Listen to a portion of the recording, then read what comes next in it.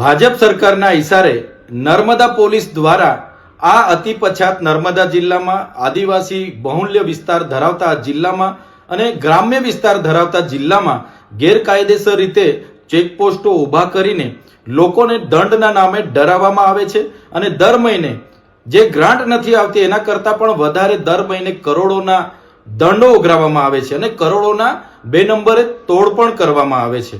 ત્યારે આ નર્મદા જિલ્લામાં આદિવાસીઓની કુળદેવી દેવમોગરા ખાતે આવનારા ગુજરાત, મહારાષ્ટ્ર અને મધ્યપ્રદેશના અનેક લોકોની રજૂઆતો અમારા સમક્ષ આવી છે। ત્યારે અમે અનેકવાર ત્યાંના પીએસઆઈઓને વાત કરીએ તો ઉપરથી સૂચનાની વાતો કરવામાં આવે છે। ત્યારે ભાજપ સરકારના ઇશારે જે દંડો ઉઘરાવવામાં આવે છે જેની સામે અમે વિરોધ કરીએ છીએ।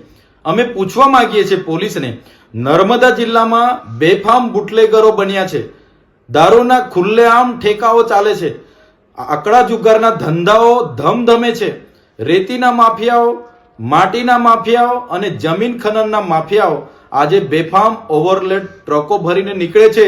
ગામની જનતા એ ટ્રકો તમને લાવીને સોંપે છે।